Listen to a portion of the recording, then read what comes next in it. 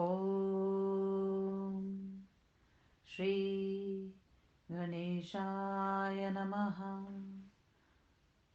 षष्ठी अंशे पंचमो अध्यायः। श्रीपराशर उवाच आध्यात्मिकादिमैत्रेय ज्ञात्वा तापत्रयं बुधा उत्पन्नज्ञानवैराग्य प्राप्नोत्यात्यन्तिकं लयम् आध्यात्मिकोऽपि द्विविधः शरीरो मानसस्तथा शरीरो बहुविधैर्भिद्यते श्रूयतां च सा शिरोरोगप्रतिशय यज्वर्शूलभगन्धरै गुलमार्शश्वयः तूष्वा सच्छराधिभिरनेकधा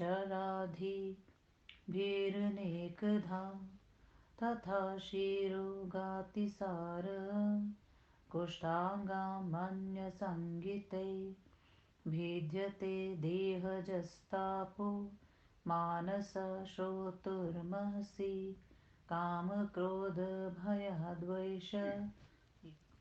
लोभमोहविषादज शोकासूयावमानेषा मात्सर्यादिमयस्तथा मानसोऽपि द्विजः श्रेष्ठ तपो भवतीनेकधा इत्येवमादिभिर्भेदै स्थापोहाध्यात्मिका स्मृता मृगपक्षिमनुष्याद्यै पिशाचोर्गराक्षसै सरीसृपाधैश्वः नृणां जायते चाधिभौतिक शीतवातोष्णः वर्षां भुवै धूतादिसमुद्भव तापोद्विजवरः श्रेष्ठे कथ्यत चाधिदैविक गर्भजन्मजराज्ञान मृत्युनारकजं तथा दुःखं सहस्रशोभिधैर्भिद्यते मुनिसत्तम सुकुमारतनुग्रहभृ जन्तुर्बहुमलावृते उल्बसंवेष्टितो भुग्न पृष्ठग्रीवास्तिसंहित संहति अत्यम्लककुटीकटुतीक्ष्णोषणलवणैर्मात्रभोजने अत्यन्ततापेतैर्वृधमानातिवेदना प्रसारणाकुचनादौ नागानां प्रभुरात्मन शक्रन्मूत्रमहापक्षायी सर्वत्र पीडित निरोचवाससचैतन्य सस्मर जन्मस्तान्यथ आस्ते गर्भेति दुःखेन निजकर्मनिबन्धन जायमान पुरीशासृड् मूत्रशुक्राविलानन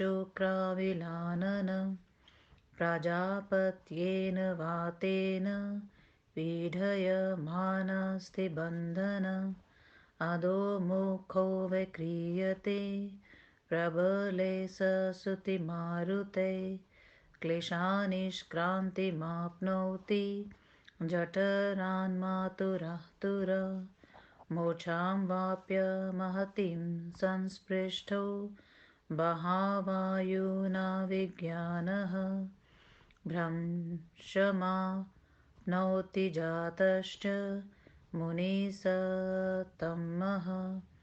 कण्ठकैरिव तो नाड ककचैरिव दारित पुतिव्रणानि पतितो धरण्या कृमिको यथा कण्डूयनेऽपि चाशक्त परिवर्तप्यनीश्वरा स्नानपानादिकाहारमप्याप्नोति परेच्छया अशुचिप्रस्तरे सुप्त कीटदशां दिभिस्तथा भक्ष्यमाणोऽपि नैवेषां समर्थो विनिवारणे जन्मदुःखान्यये कानि जन्मनोऽनन्तराणि च बालभावे यदाप्नोति हाद्विभौताधिकानि च अज्ञानतमसाच्छनो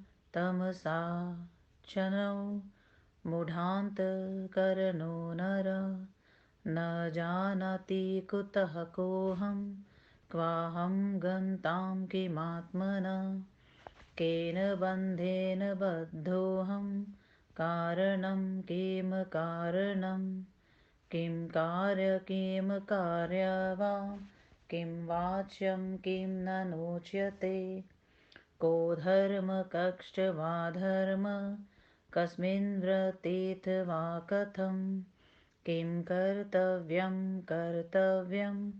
किं वा किं गुणदोषवत् एवं पशु समेर्मूढैर्ज्ञानप्रभवं महतः अवाप्यते नरेर्दुःखं शीशनोदरपरायणे अज्ञानं तामसो भाव कार्यारम्भप्रवृत्तय अज्ञानिनां प्रवर्तन्ते कर्मलोपास्ततो द्विज नरकं कर्मणालोपात् फलमाहुर्मनीषिणः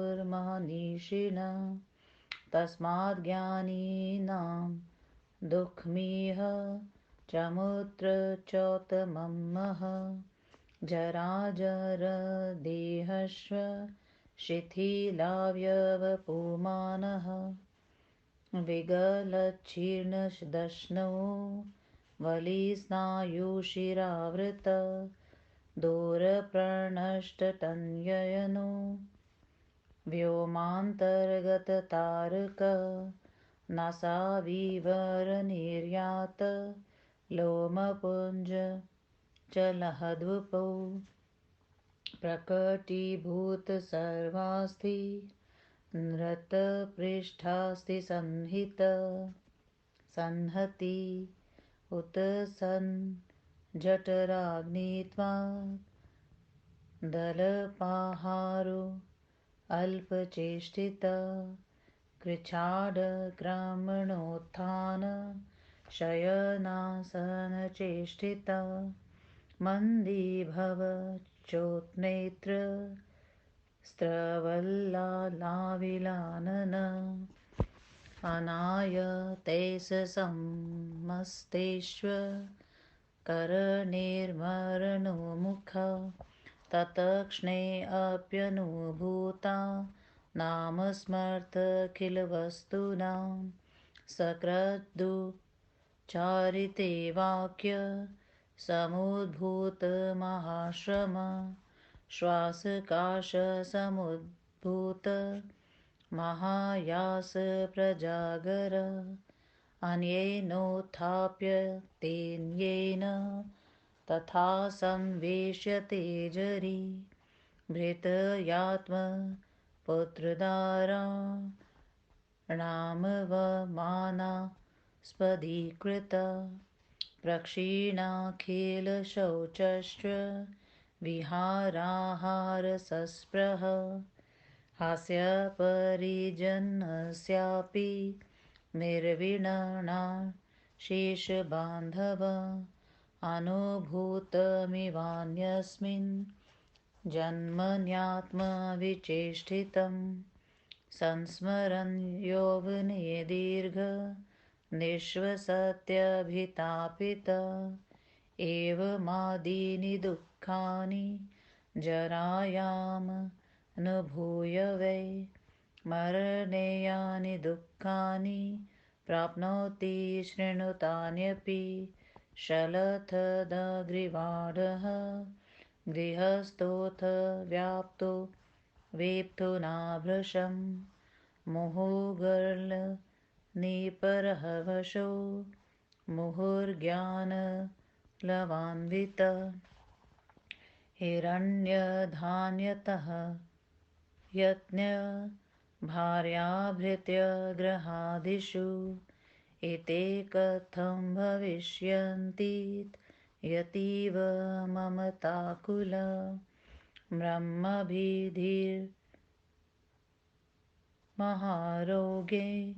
कक्षैरिव दारुणे शरीरिवान्तकस्योग्रे छिषध मानसुबन्धन परिवर्तितताराक्षो हस्तपादं महुषीपन संशूयमाणताल्वोष्ठ पुटो घुरघुरायते निरुद्धकण्ठो दोषो घेरुदान श्वासपीडिता तापेन महता व्याप्त स्त्रिशया चार्थस्तथा शुधा क्लेशदुत्क्रान्तिमाप्नोति यं किङ्करपीडिता ततश्च यातनादेहं क्लेशेन प्रतिपद्यते एतान्यन्यानि चोग्राणि दुःखानि मरणे नृणां शृणुष्व नरकेयानि प्राप्यन्ते पुरुषे मृते याम्यकिङ्करपाशादिग्रहणं दण्डताडनं यमस्य दर्शनं चोग्रमुग्रमार्गविलोकनं कर्मभालुकावहि यन्त्रशस्त्रादिभीषणे प्रत्येकं नरकेयाश्च यातनाद्विजदुस्सह कचे पाठ्यमानानां मुषायां चापि दहतां कुठारे कृत्यमानानां भूमौ चापि निखन्यतां शूलेष्वरोप्यमाणानां व्याघ्रवक्त्रे परवेश्यतां गृध्रे सम्भक्षयमाणानां द्विपीभिक्षोपभुज्यतां क्वाथ्यतां तैलमध्ये च किल्हतां क्षारकर्दमे उच्चानिपात्यमानानां क्षिप्यतां क्षेपयन्त्रके नरके यानि दुःखानि पापहेतुदभवानि वै प्राप्यन्ते नारके विप्र तेषां संख्या न विद्यते न केवलं द्विजः श्रेष्ठ परके दुःखपद्धति स्वर्गेऽपि पातभीतस्य क्षयिष्णुर्नास्ति निवृत्ति पुनश्वगर्भे भवति जायते च पुनः पुनः गर्भे विलीयते भूयो जायमानोस्तमेति वै जातमात्रस्य प्रीयते बालभावेधयौवने मध्यमं वा वयः प्राप्य वार्धके वाथवा मृति यावज्जीवति च तावच्च दुःखैर्नानाविधैः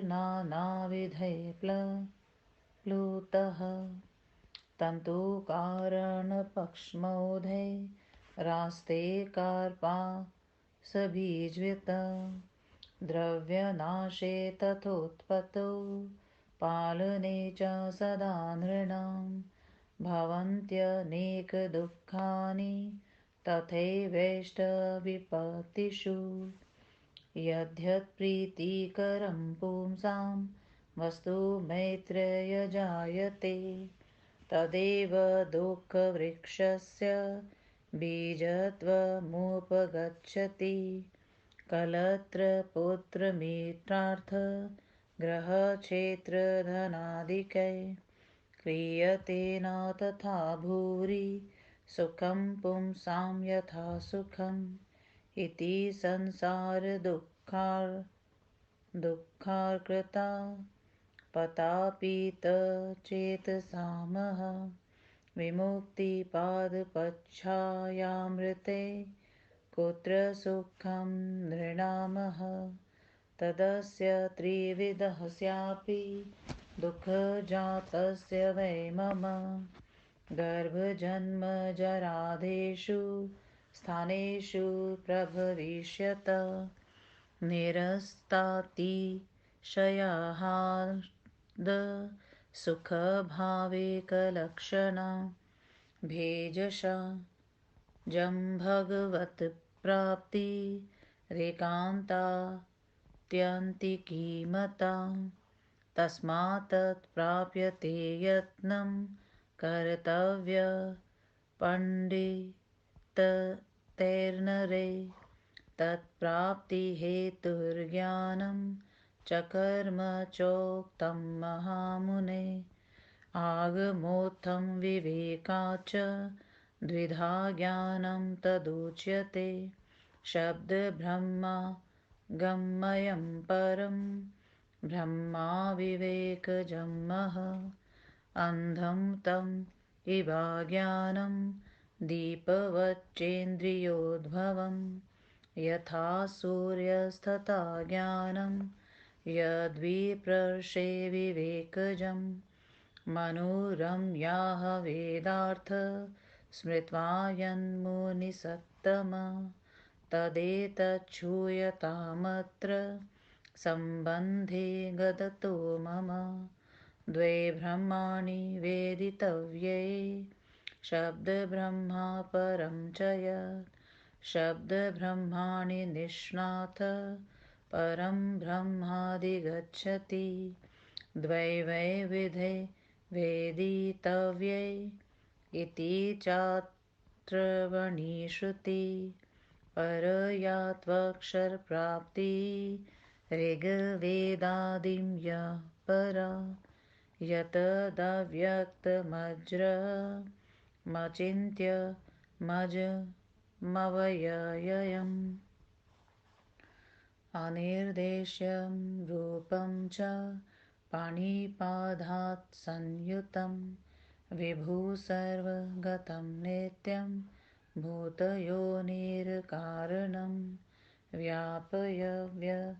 व्याप्तं यत सर्वयद्वै पश्यन्ति सूरय तद्ब्रह्म तत्परं धाम तद्ध्येयं मोक्षकाङ्क्षिभिः श्रुतिवाक्योदितं सूक्ष्मं तद्विष्णौ परमं पदं तदेव भगवदाचयं स्वरूपं परमात्मनं वाचको भगवच्छब्दस्यादस्यात्मनः एवं निगदितार्थस्य तत्त्वं तस्य तत्त्वतः ज्ञायते येन तज्ज्ञानं परं न यत्र इमयम् अशब्दगोचरस्यापि तस्य वै ब्राह्मणो द्विज पूजायां भगवच्छब्द क्रियते रूपचारता शुद्धे महाविभूत्याख्ये परे ब्रह्माणि शब्दते मैत्रे भगवच्छब्दः सर्वकारणकारणे सम्भ्रतेति तथा भृता भकारोऽर्थद्वयान्विता नितागमयिता श्रेष्ठा गकारास्तथा मुने ऐश्वरस्य समग्रस्य धर्मस्य यशस्सशिश्रय ज्ञानवैराग्ययोषैव षणानां भग इतीरणा वसन्ति तत्र भूतानि भूतात्मन्यखिलात्मनि स च भूतेष्वशेषेषु वकारार्थस्तत्तो व्यये एवमेष महाशब्दो मित्रे भगवानिति परं ब्रह्मा भूतस्य वासुदेवस्य नान्यग तत्र पूज्यपदार्थोक्ति परिभाषा समन्वित शब्दोऽयं नोपचारेण त्वन्यत्र उपचारत उत्पत्तिं प्रलयं चैव भूतानामागतिं गतिं वेति विद्यां च स वाच्यो भगवानिति ज्ञानशक्तिबलैश्वर्य वीर्यतेजांस्य शेषत भगवच्छब्दवाच्यानि विना हे यैर्गुणादिभिः सर्वाणि तत्र भूतानि वसन्ति परमात्मनि भूतेषु च स सर्वात्मा वासुदेवस्तत्स्मृता काणिज्यजनकायाः पृष्ठकेशीध्वजः पुरा नाम व्याख्यानमनस्तस्य वासुदेवस्य तत्त्वता भूतेषु वसते सोऽन्तर्वसन्त यत्र च तानि धाता विधाता जगतां वासुदेवस्ततः प्रभु स सर्वभूतप्रकृतिं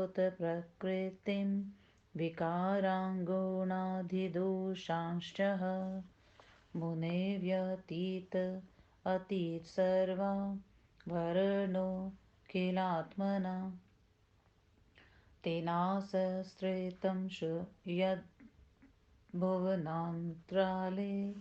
समस्तकलयानः गुणात्मकोऽसौ स्वशक्ति लिशावृतभूतवर्गः इच्छाग्रहीता भीमतो रुद्रेह संसाधिता शेषजगद्धितो तेजोबलैश्वर्यमहाबभूदः सुवीर्यशक्तयाधि गुणैकराशि पराणामः सकलानायत्र क्लेशादयसन्ति परावृषे स ईश्वरो व्यष्टि समष्टिरूपो व्यक्तस्वरूपप्रकटस्वरूपः सर्वेश्वर सहस्रवदृक् सर्वविच्च समशक्तिक परमेश्वराख्यसंज्ञायते येन तदस्तदोषम् शुद्धं परं निर्मलमेकरूपं सन्दृश्यते वाप्यवगम्यते वा तज्ज्ञानमज्ञानमतोऽन्यधुतक्तमा इति श्रीविष्णुमहापुराणे षष्ठे अंशे पंचमोऽध्यायः। पांचवा अध्याय हिंदी अनुवाद। वासुदेव शब्द की व्याख्या तथा श्री भगवान के स्वरूप का वर्णन। श्री पराशर महर्षि ने कहा, हे मैत्रेय, ज्ञानी पुरुष आध्यात्मिक आदि ताप त्रय के स्वरूप को जानकर ज्ञान तथा वैराग्य के उत्पन्न हो जाने के कारण आत्यांतिक लय को प्राप्त कर लेता है। आध्यात्मिक ताप दो प्रकार का होता है, शारीरिक और मानसिक। शारीरिक संताप के अनेक प्रकार के भेद होते हैं, उसे मैं तुम्हें बतला रहा हूँ, तुम सुनो। शिर का रोग, प्रतिशाय, सर्दी जुखाम, ज्वर, शूल, बगंदर, गुल्म, अर्श, बवासीर, सूजन, श्वास, दमा, छत्री, नेत्र रोग, अतिसार तथा कुष्ठ आदि शारीरिक संताप के अनेक भेद हैं। अब तुम मानसिक संताप को सुनो। हे द्विज, काम, क्रोध, भय, द्वेष, लोभ, मोह तथा विषाद जन्य शोक, असूया, अवमान, ईर्ष्या, मात्सर्य आदि मानस संताप भी अनेक प्रकार के होते हैं। इस तरह से आध्यात्मिक संताप के भेद हैं। मृग, पक्षी तथा मनुष्य आदि से पिशाच, सर्प तथा राक्षसों से, सर्प आदि जीवों से मनुष्य को आदि भौतिक कष्ट मिलता है। सर्दी माता के खाए हुए तथा अत्यंत संताप पैदा करने वाले अत्यंत खट्टा, कड़वा, तीक्ष्ण, उष्ण तथा नमकीन भोजनों से इसकी वेदना बहुत बढ़ जाती है, जो अपने अंगों को ना तो फैला सकता है और ना तो सिकोड़ सकता है। वह जीव मल मूत्र के बीच में पड़ा रहता है, सब प्रकार से पीड़ित होता रहता है। चैतन्य ज्ञान युक्त होकर भी जो श्वास नहीं ले पाता है, उसको अब उनके सैकड़ों पूर्व जन्मों की याद आती रहती है। वह अपने पूर्वकृत कर्मों के कारण गर्भ में अत्यंत कष्ट सहते हुए पड़ा रहता है। उत्पन्न होने के समय उसका मुख टट्टी, खून, मूत्र और वीर्य से सना रहता है। उसके समस्त अस्थिबंध प्राजापत्य गर्भ को संकुचित करने वाली वायु से पीड़ित होता रहता है। प्रबल प्रसूति वायु उसका मुख नीचे की ओर कर देती है। वह आतुर होकर बड़े ही कष्ट से माता के गर्भ से निकल पाता है। हे मुनिश्रेष्ठ, उत्पन्न होने के बाद वह बाहरी वायु के स्पर्श करके मूर्छित हो जाता है और उसको जो गर्भ में विज्ञान रहता है वह नष्ट हो जाता है। दुर्गंधि युक्त फोड़े से घिरे हुए कांटों से जिसके सारे अंग विद हो गए हों अथवा आरे से चीर दिए गए हों, इस तरह के कीड़े के समान वह पृथ्वी पर गिरता है। वह अपने अंगों को खुजलाने तथा करवट बदलने में भी असमर्थ होता है। वह खाना, पान आदि आहार को भी दूसरों की इच्छा के अनुसार पाता है। वह अपवित्र बिस्तर पर पड़ा रहता है। कीड़ों और मच्छरों के काटने पर भी वह उन सबों को हटा पाने में असमर्थ होता है। इस तरह से वह जन्म काल में होने वाले दुख अनेक हैं। जन्म के बाद भी वह बाल अवस्था में आदि भौतिक इत्यादि अनेक दुखों को प्राप्त करता है। अज्ञानांधकार से ढका हुआ तथा मूढ़ अंतःकरण वाला जीव यह भी नहीं जानता है कि मैं कहाँ से आया हूँ, अर्थात मेरी सृष्टि करने वाला कौन है। मैं कौन हूँ, अर्थात मेरा स्वरूप क्या है। मुझे कहाँ जाना चाहिए, अर्थात मेरा परम प्राप्य का क्या है। मेरी आत्मा कौन है, अर्थात अपने परमात्मत्व को भी नहीं जान पाता है। मैं किस बंधन से बंधा हुआ हूँ, इस बंधन का कारण क्या है, मुझे क्या करना चाहिए और क्या नहीं करना चाहिए, मुझे क्या बोलना चाहिए और क्या नहीं बोलना चाहिए, धर्म क्या है, अधर्म क्या है, मुझे किस अवस्था में कैसे रहना चाहिए, मेरा कर्तव्य क्या है अथवा कर्तव्य अकर्तव्य क्या है, अथवा क्या गुणमय है और या क्या दोषमय है। इस तरह से पशु के समान अज्ञानी जीवों के द्वारा जो अपने शिशन तथा उदर परायण जीव अनेक प्रकार के कष्टों को भोगते हैं। हे द्विज, अज्ञान तामासिक भाव है। अज्ञानी जीवों की ही कर्मों के आरंभ करने में प्रवृत्ति होती है। उसके कारण वैदिक कर्मों का लोप हो जाता है। वैदिक कर्मों का लोप हो जाने से ही नरक रूपी फल की प्राप्ति होती है। इसलिए अज्ञानी जीवों को इस लोक में तथा परलोक में आध्यात्मिक दुख मिलता है। पुरुष शरीर के जरा से जीर्ण हो जाने, अंगों के शिथिल अशक्त हो जाने और दांतों के पुराने होने होकर गिर जाने पर शरीर झुर्रियों तथा नस नाड़ियों से आवृत हो जाता है। उसके दूर देखने की नेत्र ज्योति समाप्त हो जाती है। नेत्रों की पतलियां गोलकों में घुस जाती हैं। नाक के छिद्र से बहुत से रोएं बाहर निकल जाते हैं और शरीर कांपने लगता है। उसकी सारी हड्डियां दिखाई देने लगती हैं। पीठ की हड्डियां झुक जाती हैं। जठराग्नि के समाप्त हो जाने के कारण उसका आहार और चेष्टाएं भी अल्प हो जाती हैं। उस समय उसकी चलना, उठना, सोना, बैठना आदि चेष्टाएं कष्ट से होती हैं। उसकी श्रोत्र तथा नेत्र की शक्ति क्षीण हो जाती है। मुंह से लार टपकने लगता है। सभी इंद्रियों के स्वाधीन नहीं होने के कारण वह मरणासन हो जाता है। उस समय वह पूर्वानुभूत वस्तुओं का स्मरण नहीं कर पाता है। एक वाक्य का भी उच्चारण करने में उसको अत्यधिक कष्ट होता है एवं खांसी के कारण बहुत प्रयास करने के कारण वह जागता रहता है। उसको दूसरा कोई उठाता है और दूसरा कोई बैठाता है। भृत्य, पुत्र और पत्नी उसका अपमान करते रहते हैं। उसका पवित्र पालन समाप्त सा हो जाता है। उसके विहार और आहार की स्पृहा बढ़ जाती है। उसका परिजन भी उपहास करते हैं और समस्त बांधव उससे उदास हो जाते हैं। वह इस जन्म में ही युवावस्था में की गई अपनी चेष्टाओं को पूर्व जन्म के समान स्मरण करता है और संताप्त होकर लंबा श्वास छोड़ता है। इस प्रकार से बुढ़ापे के दुखों का अनुभव करके वह मरने के समय जिन कष्टों का अनुभव करता है उसे सुनो। शिथिलता आ जाने के कारण उसके गर्दन, पैर तथा हाथ में कंपकपी भर जाती है। वह बार बार मूर्छित हो जाता है और कभी उसे चेतना भी आ जाती है।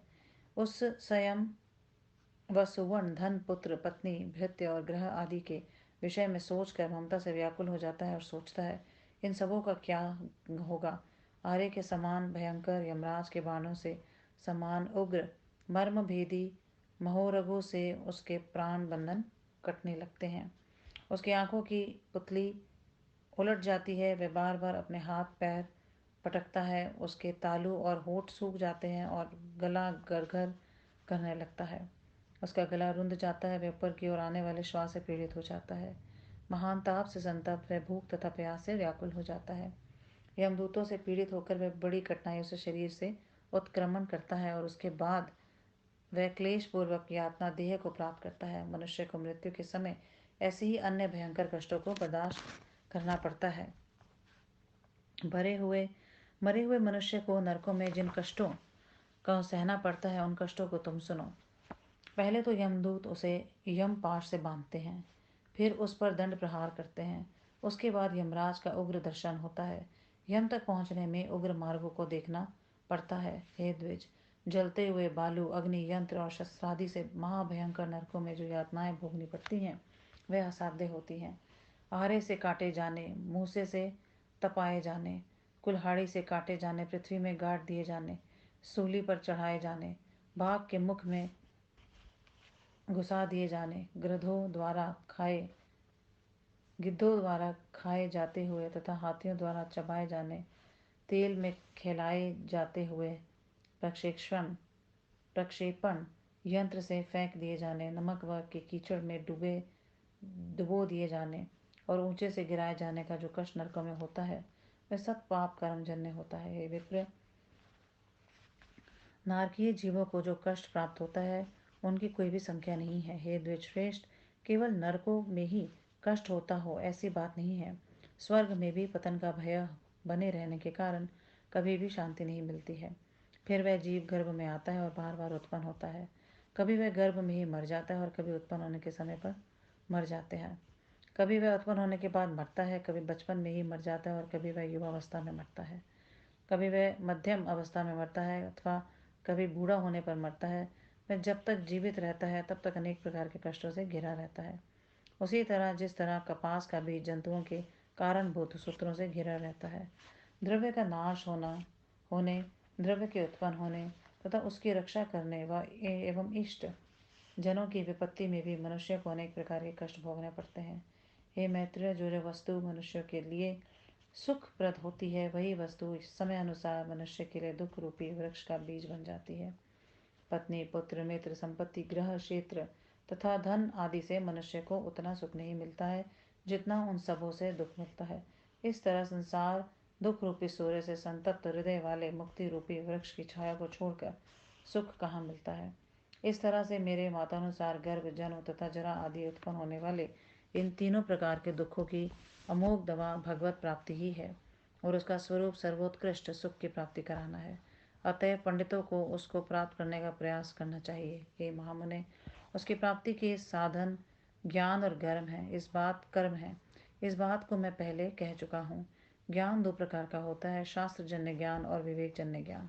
शब्द ब्रह्मा रूप को जो ज्ञान होता है वह शास्त्रों से होता है और पर ब्रह्मा का जो ज्ञान होता है वह विवेक से होता है। अज्ञान घोर अंधकार के समान होता है, इंद्रिय जन्य ज्ञान प्रदीप के समान होता है। हे विप्रशे,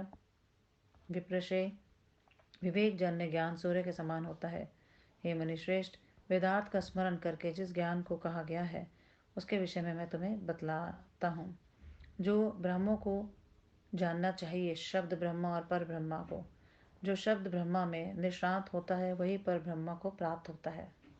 अर्थवेद की श्रुति भी कहती है जो विद्याओं को जानना चाहिए, पराविद्या और अपराविद्या। पराविद्या के द्वारा अक्षर ब्रह्म की प्राप्ति होती है और अपराविद्या ऋग्वेदादि स्वरूपिणी है।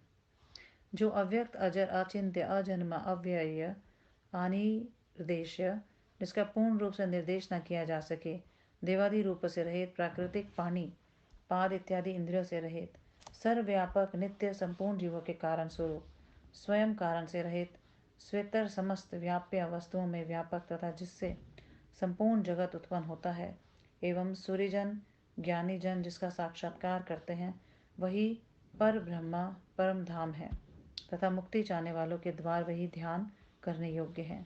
श्रुतियों के वाक्य उसी पर ब्रह्मा का प्रतिपादन करते हैं। वही सूक्ष्म तत्व भगवान विष्णु का परम पद है। वही भगवत शब्द वाच्य है। भगवत शब्द उसी परमात्मा का वाचक है। वही आद अक्षय तथा सबों की आत्मा है। इस प्रकार से वर्णित पर ब्रह्मा का जिससे तत्वतः ज्ञान होता है वही परम ज्ञान है। उससे भिन्न जो ज्ञान है वही त्रय स्वरूप ज्ञान है। हे द्विज, यद्यपि वह पर ब्रह्मा किसी शब्द का विषय नहीं है, फिर भी पूजा के अर्थ में उसके लिए भगवत शब्द का प्रयोग किया जाता है। हे मैत्र, समस्त कारणों के विकारण स्वरूप महाविभूति संज्ञक शुद्ध पर ब्रह्मा के लिए भगवत शब्द का प्रयोग होता है। भगवत शब्दस्थ बकार के दो अर्थ हैं। समभर्ता संपूर्ण जगत का भरण पोषण करने वाला तथा भर्ता संपूर्ण जगत का स्वामी। हे मने, उसी तरह गकार के तीन अर्थ हैं। नेता, गम्यता, गोप्यता तथा सृष्टा। संपूर्ण ऐश्वर्य, संपूर्ण वीर्य, संपूर्ण यश, संपूर्ण श्री, संपूर्ण ज्ञान तथा संपूर्ण वैराग्य, इन छहों का समुदित नाम भग है। प्रलय काल में संपूर्ण भूत स्वरूप संपूर्ण जगत की आत्मा परमात्मा में ही संपूर्ण जीव निवास करते हैं तथा वह परमात्मा भी संपूर्ण भूतों में आत्मा रूप से निवास करता है। इसलिए भगवत शब्द का अर्थ विकार रहितत्व है। हे मैत्र, इस तरह यह महान भगवत शब्द पर ब्रह्मा स्वरूप व भगवान वासुदेव का ही वाचक है, किसी दूसरे का नहीं। कोश की पद्धति के अनुसार यह भगवत शब्द पूज्य पदार्थों को सूचित करने के लक्षण से युक्त होकर भी अपनी मुख्य वृत्ति से भगवान विष्णु का ही वाचक है। उनसे भिन्न अर्थ में यह औपचारिक रूप से ही प्रयुक्त होता है। जो जगत की उत्पत्ति, प्रलय, जीवों के आगमन और गमन तथा विद्या एवं अविद्या इन छहों को जानता है, उससे ही भगवान कहते हैं। संपूर्ण ज्ञान, शक्ति, बल, ऐश्वर्य, वीर एवं तेज ये छयों भगवत शब्द के वाच्य हैं, किंतु प्राकृतिक त्याज्य गुणों को छोड़कर प्रलय काल में संपूर्ण भूत उस परमात्मा में निवास करते हैं और सबों में आत्मा रूप से परमात्मा निवास करते हैं। इसलिए वे वासुदेव शब्द से कहे जाते हैं। कांडिक्य जनक के पूछने पर केशी ध्वज ने भगवान अनंत के वासुदेव नाम की यही व्याख्या बतलाई है। क्योंकि वे सभी भूतों के अंतकरण में निवास करते हैं और वे भूत परमात्मा में निवास करते हैं, इसलिए भगवान वासुदेव जगत के धाता, विधाता एवं प्रभु हैं। हे मुने, जो वे श्री भगवान समस्त भूतों, प्रकृति के महद आदि विकारों तथा गुण, सत्वादि गुणों तथा दोषों से रहित है, समस्त आवरणों से रहित है, संपूर्ण जगत की अंतरात्मा है, लोकों के भीतर जो कुछ भी है वह सब कुछ परमात्मा के द्वारा व्याप्त है। वे परमात्मा समस्त कल्याण गुणों से विशिष्ट हैं। वे अपनी शक्ति के एक अंश मात्र से संपूर्ण भूत वर्ग में व्याप्त हैं। वे अपनी इच्छा के ही अनुसार देव, मनुष्य आदि विविध शरीरों को धारण करते हैं। उन्होंने संपूर्ण जगत का कल्याण किया है। वे श्री भगवान तेज, बल, ऐश्वर्य, महान ज्ञान, वीर्य तथा शक्ति आदि गुणों के एकमात्र आश्रय हैं। वे समस्त प्रकृति आदि पर तत्वों से भी पर हैं। उन परावर तत्वों के स्वामी में क्लेश आदि कोई भी विकार नहीं है। वे ईश्वरीय विशिष्ट एवं समिष्ट रूप है। वे अव्यक्त हैं एवं अव्यक्त स्वरूप हैं। वे सर्वेश्वर, सर्वज्ञ और सर्ववेता हैं। सभी शक्तियों से संपन्न परमेश्वर हैं, जिसके द्वारा वे समस्त दोषों से रहित, परम शुद्ध, निर्मल, सदा एक रूप रहने वाले परमात्मा देखे जाते हैं अथवा जाने जाते हैं। वही ज्ञान है। उससे भिन्न सभी ज्ञान अज्ञान स्वरूप है। इस तरह श्री विष्णु महापुराण के छठे अंश के 5वें अध्याय का शिव प्रसाद द्विवेदी श्रीधराचार्य कृत हिंदी अनुवाद संपूर्ण हुआ। ओम नमो भगवते वासुदेवाय।